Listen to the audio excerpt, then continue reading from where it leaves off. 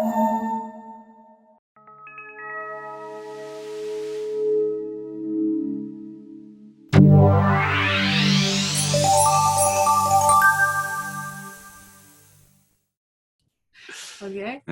All right. So we're going to do marriage tips, because we can't just talk about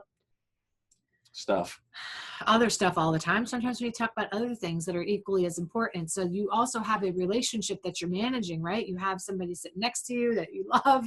So what are your chuckling? So this is impromptu. So I want to know. I mean, I have. You had some notes. I know you had my notes. My impromptu includes notes. Yeah, I didn't get any. But you didn't, because I just asked you what you wanted to do on the fly. So I want to talk about your top tips when things get shaky and rocky. What do you think? What are some principles you practice? You find some strategies in your own marriage with me that keep you happy and sane? Well, there's two. When I'm just present and with you, I am happy and sane. Are you saying when there are some challenges? Yeah. Because it's easy to. Because there's never any of those. But if there were. When you have a happy marriage, it's easy to have a happy marriage. Yeah. But sometimes when things are rocky. So one of the things, I don't know if you've ever gotten into a spirited debate or some challenges, and or just not feeling the way you want to feel, and what I find to be helpful for me is circle back to what do I want. Meaning, I just want to feel love. I want her to feel love. If we're arguing, if we're fighting, that's not necessarily going to get us there. You just don't want to be right? No, it's not. Because people think they want to be right, but they never really want to be right. They want to be understood, heard. Right. Which is loved. So you come down to the meat. I'm correct. But you come down to the meat of it, because underneath of I just want to be right now, or I just want you to listen to me, or whatever.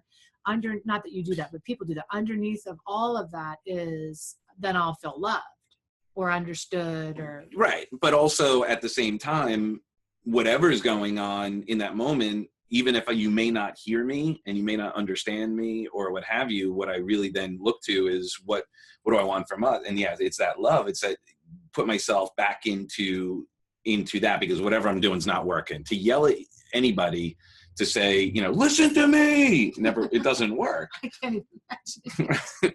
I think that's one of our tips. We do not yell at each other.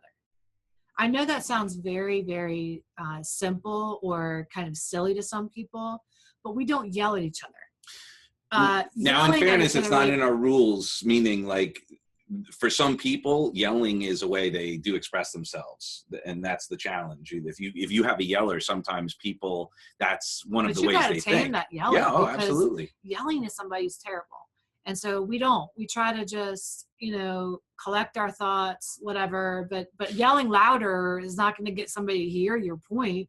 And I know it's difficult at times when you're in that spirited debate to assume the best of that person. Okay, that's actually my tip. Oh, okay. So, assume the best, because there was a time in my life before I met Doug where I had a lot of really kind of sad codependent relationships, and a lot of my thing was I would always go to the negative.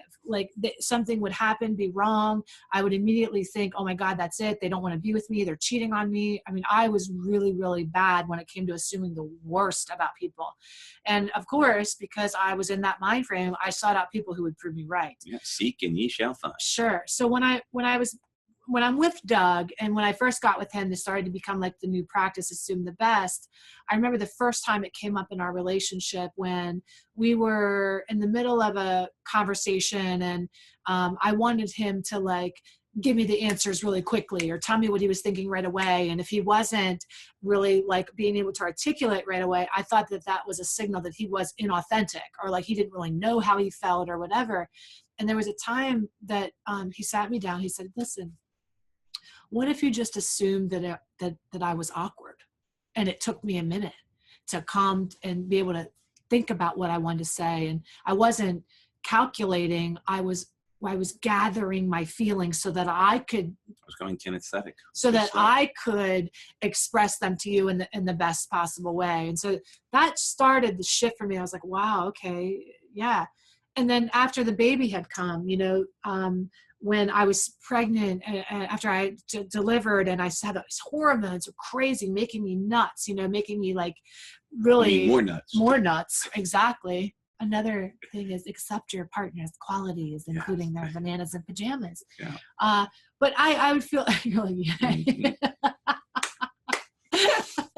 So anyway, I started assuming the worst again. Like if he was at the gym and he was late, or if he went to do something else, I'd be like, he'd rather be doing that than be at home with us and the baby and all this kind of stuff. But like, assume the best. My husband assumed that if he's going there after work, he needs that release, that whatever that's providing for him, that I'm going to assume the best, that he's doing that so that he can come back into the marriage and back with the baby and be fully present. And he's better at taking care of himself. Okay. Let me assume the best about him. If he's late, it doesn't mean that something's wrong and he's not thinking about me to call me. It means literally he doesn't have access in the moment right then to get a hold of me, or he's doing something that's very important to him.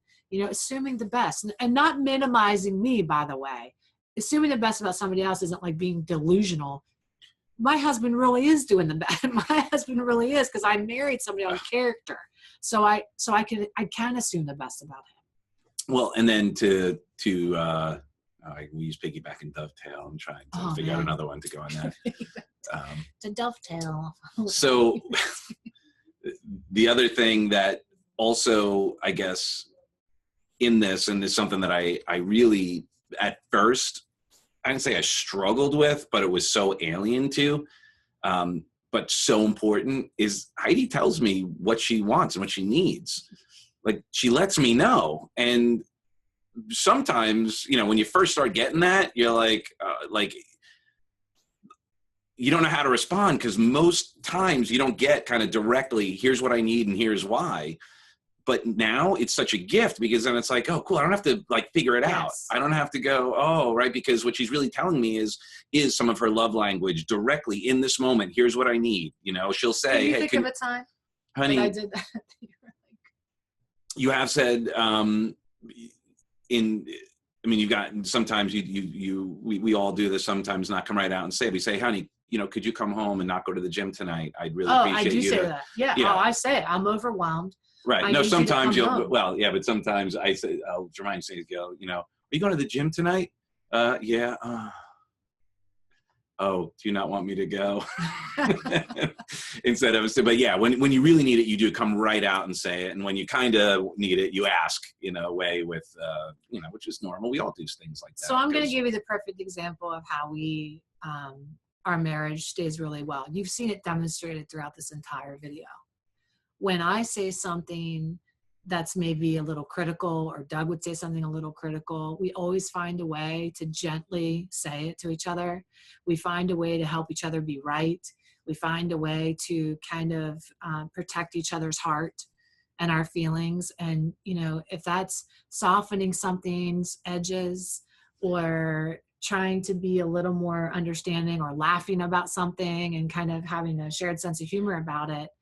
But it's important that you have each other's best interests at heart. Well, that's the thing. And if we can laugh about it and just kind of, because it's not that big a deal. It's like, if we're going to, it's not that serious. Make like little things big problems, when real problems come, we're not going to, we can't make it through. Because, we're just here. If we can't joke about how kind of weird all of us are, each of us are, then we're just going to be always critical of ourselves. And then that's going to translate to being critical of each other. I'll give you another example. Like, I had this weird thing with toothpaste, deodorant, shampoo. Yeah. Oh, you can tell them what it is. Oh. So, she has long hair, obviously, but she might go through a bottle in a week. And she washes her hair once a week. Like this, right? And toothpaste is and deodorant, whatever. Yeah. And that could annoy another human being. Like, the little things that really aren't meant to be annoying, they're just your quirks, that instead of like making them a quirk and you being okay with it, become somebody else's annoyance. And that's what grates on people. It's not the big things. It's the little things that add up over time that you go, why do you have to, people the get really straw. invested into it, right? And it's silly. It's like, let people be weird. Let people be unique or different or annoying. I mean, because everybody is. Just because you're married to them, now suddenly they're not supposed to be annoying or have quirks or. And that. I mean, you're not annoying, honey. I know. And I think what that really speaks to ultimately is our own esteem. Because what we're really saying is we're just so hypercritical of ourselves. We're so sensitive about ourselves that we just sort of take it out on others. But it's because of the way we feel about ourselves. If you're hypercritical of yourself, it's going to translate. You're going to be hypercritical of your partner. So a great tip for you is to be less critical of yourself. Be less, be a little more accepting of your own quirks and your own flaws and your own, and then you'll be that kindness to yourself starts here. Right? And then the kindness that you display here will get displayed here. How kind I am to my husband is a direct reflection of how kind I can be to myself. Yeah. How kind we are to our daughter is a direct reflection of how kind we can be to each other and ourselves. So practice that first, right? Kindness. Yeah. Kindness, compassion. It always starts the inside out. Always. And we forget that because sometimes I want to fix my partner. I want to fix each other. It's an inside job. Yeah. You are what bothers you about other people. If there's something bothering me about him, it's me that's bothering me about him. He's just being himself. So I came up with a really good analogy: kick yourself in the ass when you're having a problem. Give yourself a kick, a kick in the head. Kindness, intimacy, that goes a long way. To me, I see. Yeah, don't underestimate the loving, touching. This goes a very long way to stimulate your oxytocin, which is your bonding hormone. They did this one show where they showed this couple that they hate each other. They didn't even want to touch each other. And their homework was to go have sex for 7 nights in a row. And because they did that, they solved all their marriage problems. Angry sex? And they never even talked. No. At the beginning, it was probably come on, get me. But by the end, they were reconnected again because sex will do that. Just being loving and touching and vibing on each other. Yeah. I'm not telling you to do things you don't feel like, but I'm saying that intimacy goes a long way, and there's a lot of ways to be intimate. So kindness, intimacy, compassion, or curiosity for the C, because kindness and compassion. Curiosity means, what else could be happening here? What else could this mean? What else could this mean? If I assume the best about my partner, if my partner was really trying to love me, what could that be happening here? So curiosity. And then the other K for the kick is to know yourself. Know what your shit is. Because you are what bothers you about other people usually. It's not your partner. And ultimately that becomes the goal, isn't it? We want to know ourselves. And if we know ourselves, we could then be ourselves. And then if we're able to give ourselves permission to be ourselves, we could ultimately love ourselves, which would then be curative in and of itself. And here's the deal. If you actually worked on any one of those three, all roads lead to Rome. So if you're able to love yourself, you'd be able to be yourself, and then by proxy knowing yourself. Themselves. Right. Well, and then at the same time, exactly, by focusing on that inside job, you'd be giving everyone the freedom to do the same.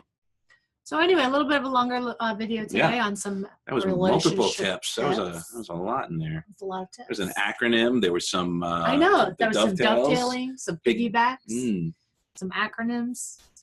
We're awesome at relationship advice. Gay relationship advice. Bye. We love you. Bye. Bye.